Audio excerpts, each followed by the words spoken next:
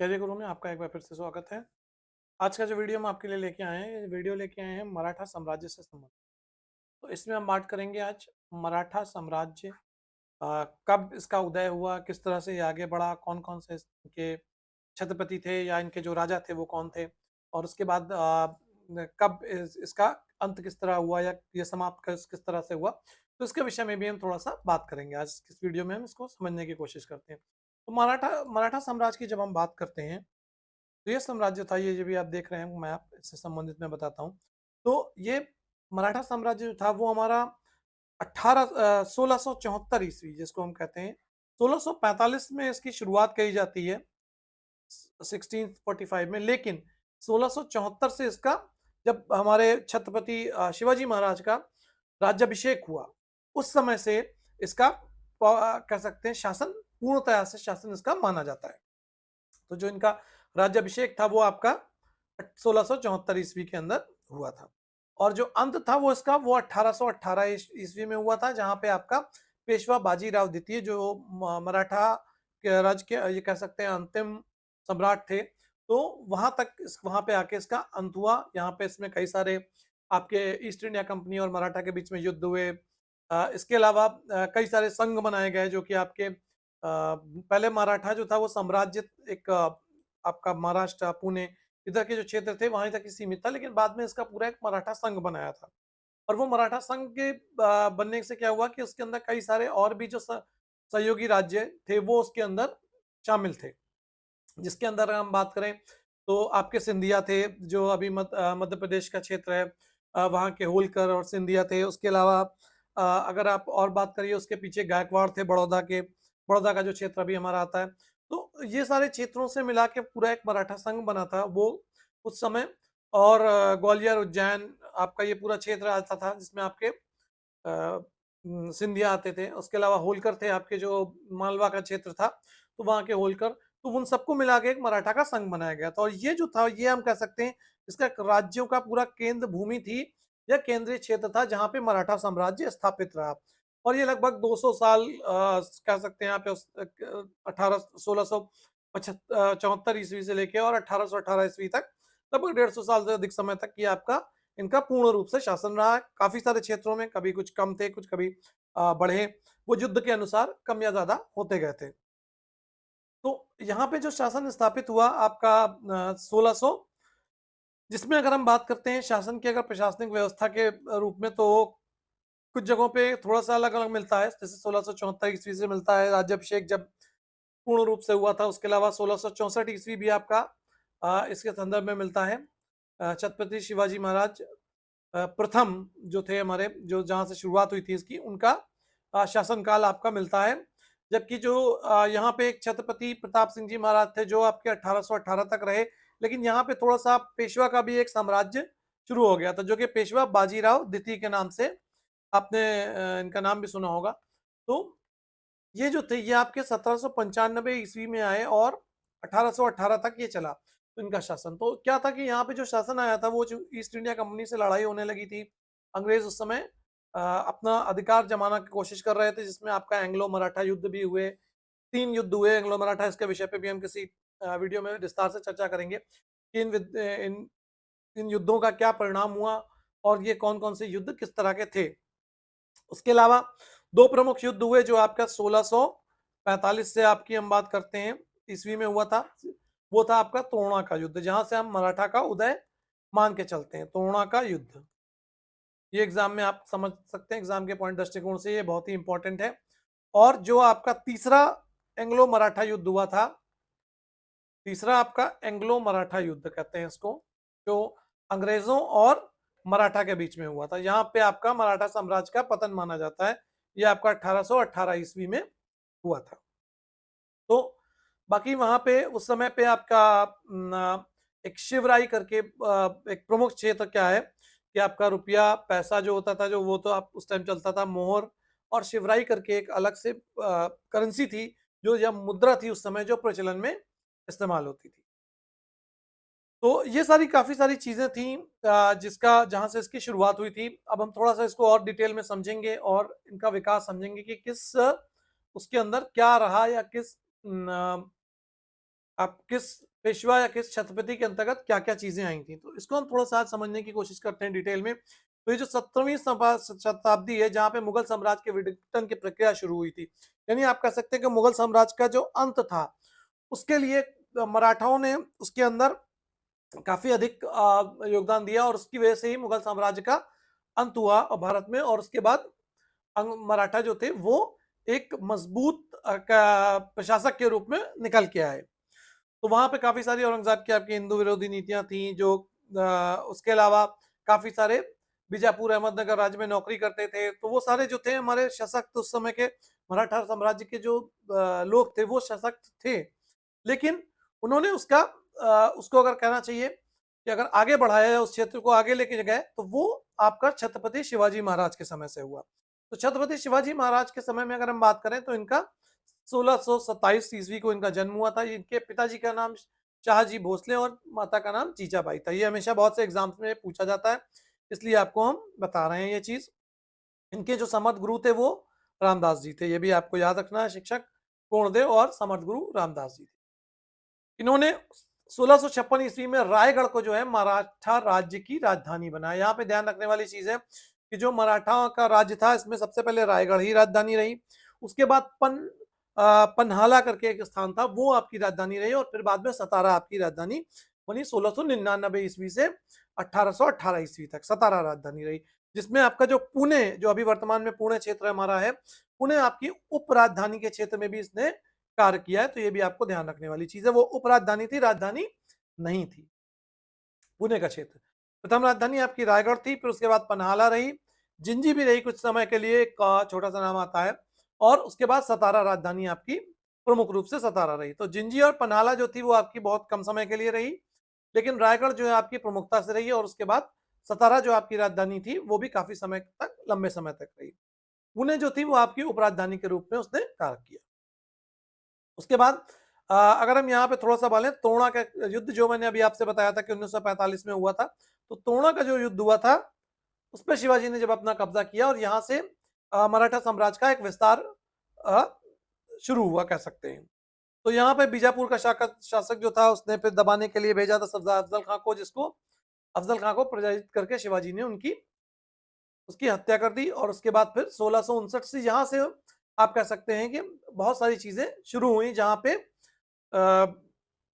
पे मराठा साम्राज्य का कह सकते हैं उदय शुरू हुआ। तो ये जो शाइस्ता खां को जब लेकिन 1963 में शिवाजी महाराज ने पराजित किया, फिर उसके बाद अंग्रेजों और उसके बाद आपका मुगलों और मराठा के बीच में युद्ध कह सकते हैं शुरू हुए। फिर यहाँ से मुगलों को और शिवाजी के बाद पोरबंदर की संधि भी हुई। फिर मुगलों के विरुद्ध शिवाजी ने अभियान छेड़ा और उसके बाद किले के ऊपर अपना नियंत्रण किया। तो यहाँ पे जो 1974 की जब हम बात करते हैं, यहाँ पे अपना राज्याभिषेक किया कराया था। तो वो जीत तो चुके थे, उन्होंने साम्राज्य भी प्राप्त किया, उन्होंने राजा भी बने। वो पहले से थे 1945 से जो युद्ध चले आ रहे थे शिवाजी महाराज, लेकिन जो उन्होंने अपना राज्याभिषेक कराया था वो 1674 में कराया था। तो ये जो है मराठा साम्राज्य का, इसीलिए इसको प्रमुख रूप से कहते हैं कि यहाँ से इसका आधिकारिक राज्याभिषेक हुआ और यहाँ से जो है उन्होंने अपने अभियान एज ए शासक के रूप में शुरू किया चलाना और रायगढ़ किले को अपनी उपाधि कह सकते हैं अपना राजधानी बनाया था, जिसमें उन्होंने अपनी छत्रपति के रूप में छत्रपति शिवाजी महाराज के नाम से ये फिर वहां से जाने जाने लगे। 12 अप्रैल 1980 को शिवाजी महाराज की मृत्यु हुई। उनके प्रशासनिक व्यवस्था के बारे में बात करें तो यहाँ पे जो पेशवा, मजूमदार, बाकियानवीस, चिटनीस, ये इनका एक सैनिक या कह सकते हो राज्य के जैसे आज मंत्रिमंडल होता है, कैबिनेट मंत्री होते हैं, राज्य मंत्री होते हैं और अलग अलग विभागों के लिए अलग अलग मंत्री होते हैं। तो उस तरह से उन्होंने अलग अलग पूरे विभागों का मंत्री परिषद की स्थापना की भी की थी, जहाँ पे न्यायाधीश भी थे, पंडित भी थे, दबीर, चिटनीस, बाकियानवीस, जहाँ पे आपका गुप्तचर संधि विग्रह के अध्यक्ष होते थे वो। उसके अलावा आय व्यय का लोखा जोखा रखते थे जो मजूमदार होते थे। ये आपका अष्टप्रधान में सर्वोच्च पद होता था। ये ध्यान रखना है कि ये अष्टप्रधान नाम के मंत्रियों की एक मंत्री परिषद होती थी। तो कभी एग्जाम में पूछा जा सकता है कि अष्टप्रधान नाम के मंत्रियों की परिषद की स्थापना किसने की थी? वो स्थापना शिवाजी महाराज ने की थी, आपको याद रखना है। थोड़ा सा और इसी में आगे बढ़ते हुए देखते हैं। इसके अलावा इनके 4 प्रांतों में विभाग था जो वायसराय के अधीन होते थे। ये पहले की शुरुआत है क्योंकि उस समय अंग्रेज अंग्रेजों के पास भी बहुत कुछ था। सेना में आपको 2 भागों में विभक्त थी आपकी शिवाजी महाराज की सेना, जिसमें आपकी बरगीर और सिलेदार हुआ करते थे। ये आपके सिलेदार जो होते थे वो स्वतंत्र सैनिक होते थे और स्वयं अस्त्र शस्त्र रखते थे। यहाँ पे एक बहुत ध्यान रखने वाली चीज है, इन्होंने नौसेना की स्थापना भी की। उसके अलावा सेना में हिंदू और मुसलमान दोनों ही प्रकार के सैनिक होते थे। ऐसा कुछ नहीं था कि जो आपके कोई धार्मिक विदेश रहा हो उनके क्षेत्र विदेश में, लेकिन स्त्रियों के लिए कोई स्थान नहीं हुआ करता था। और शाही सवारों को पागा, ये भी क्वेश्चन में आ सकता है कि पागा कहा जाता था, किसको कहा जाता था। राजस्व व्यवस्था जो थी वो जैसे कि सामान्य रूप से चौथ जो था मुगल क्षेत्र भूमि और पड़ोसी राज्यों का चौथा हिस्सा होता था, जिसको शिवाजी महाराज के समय में लिया जाता था। उसके अलावा जो आपके कर होते थे, यानी कि जो आय जो होती थी उसका प्रतिशत लिया जाता था। और यहाँ पे ध्यान रखना है, कुल कृषि उपज जो थी वो 33% किया था, जो बाद में 40% कर दिया गया था। अब हम थोड़ा सा और आगे इसी में बढ़ के देखते हैं कुछ चीजें, और वो क्या है आपके शिवाजी महाराज के उत्तराधिकारी जो थे। तो इनके जो उत्तराधिकारी थे वो आपके 1680 ईस्वी से 1689 ईस्वी तक रहे, वो रहे संभाजी जो इनके पुत्र थे। और उसके बाद अगर हम थोड़ा सा और आगे बढ़ते हैं, यहाँ पे राजा राम ये आपके 1689 से 1700 ईस्वी तक इन्होंने अपने आप को छत्रपति घोषित किया। फिर शाहू जी महाराज जो रहे वो आपके 1707 से 1748 ईस्वी तक रहे।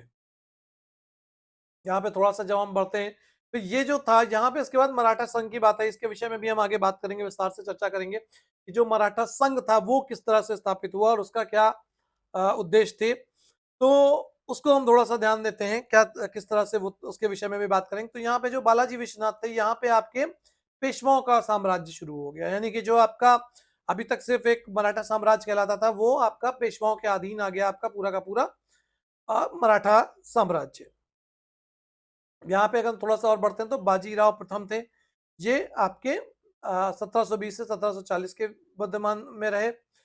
तो ये कुछ चीजें यहाँ पे देखिए, अगर आप यहाँ पे देखेंगे तो ये ओवरलैप करती हुई, यानी कि ये 1700 थोड़ा सा मैं ऊपर जाता हूँ 48 तक रहे शाहू जी, लेकिन यहाँ पे इन पैरल आपका पेशवाओं के अधीन भी आपका मराठा साम्राज्य शुरू हो गया था। बाजीराव प्रथम जो थे वो आपके 1720 में आए थे, जो 1740 ईस्वी तक रहे। और बाजीराव प्रथम ने शाहू जी को पेशवा नियुक्त कर दिया। तो यहाँ से जब इनकी नियुक्ति हुई थी, जब शाहू जी ने, यानी कि जो 1748 में इनकी नियुक्ति हुई थी, तो उन्होंने क्या किया था कि बाजीराव प्रथम को शाहू जी ने जो है पेशवा नियुक्त किया था। ये आपको ध्यान रखने वाली चीज है। यहाँ से आपका जो है पेशवा साम्राज्य की शुरुआत हुई थी। और पेशवा साम्राज्य की जो हुई थी वो बालाजी बाजीराव एंड अंतिम जो उनके बाद आए थे आपके, वो आपके यहाँ पे एक चीज और ध्यान रखना, बालाजी बाजीराव के शासनकाल में ही आपका पानीपत का तीसरा युद्ध हुआ था, जो कि मराठों और अहमद शाह अब्दाली के बीच में हुआ था। ये ध्यान रखिएगा आपका कि जो अहमद शाह अब्दाली था वो आपका काबुल से आया था और एक अफगानी था जिसने भारत पे हमला किया था और नादिर शाह की तरह वो लूटना चाहता था। तो यहाँ पे ये जो युद्ध हुआ था मराठा और अहमद शाह अब्दाली के बीच हुआ था, यहाँ पे मराठों की पराजय भी हुई थी। ये भी थोड़ा सा वो ध्यान रखने वाली बात है, और काफी ज्यादा इनका नुकसान भी हुआ था। बाकी आप कहें तीसरे युद्ध के बाद जो है आपका माधव राव को पेशवा बनाया गया था 1961 में। और यहाँ पे जो मालवा और बुंदेलखंड का जो क्षेत्र था वो इनके पास में आ गया था। यहाँ पे 1971 में हैदर अली और यानी मराठा मैसूर युद्ध भी बहुत ही फेमस एक युद्ध है, जिसके विषय में भी हम किसी के बात करेंगे, चर्चा करेंगे इसके विषय में भी विस्तार से। तो मैसूर का युद्ध जो हुआ था वहां पे मराठा मैसूर युद्ध, जिसमें हैदर अली को उन्होंने पराजित किया था।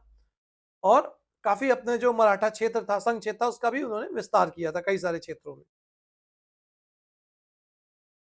थोड़ा सा और इसी में आगे बढ़ते हैं तो नारायण राव के, इनके यहाँ पे कोई संतान नहीं थी, जो इनके भाई बने थे यहाँ पे। फिर उसके बाद माधव राणा है। और जो प्रमुख काल अगर हम मानते हैं पेशवा के टाइम में, तो वो बाजीराव द्वितीय के समय में भी आया, जहाँ पे जिसके विषय में बहुत सारी क्वेश्चंस आते हैं, क्योंकि यहाँ पे इन्होंने अंग्रेजों के साथ युद्ध हुआ, जिसमें आपका द्वितीय और तृतीय आंग्ला मराठा युद्ध जिसको हम लोग कहते हैं, वो भी आपका यहाँ पे हुआ, जबकि प्रथम आंग्ला मराठा युद्ध जो था वो आपका माधव नारायण के समय में हुआ था। और यहाँ पे आपका 17 मई 1982 को सालाबाई की संधि, ये भी ध्यान रखिएगा। प्रथम आंग्ला युद्ध जो हुआ था, आंग्ला मराठा युद्ध जो प्रथम हुआ था, उसके अंदर जो संधि हुई थी वो सालाबाई की संधि के नाम से जाना जाता है, जिसके बाद आंग्ला मराठा युद्ध समाप्त हो गया था।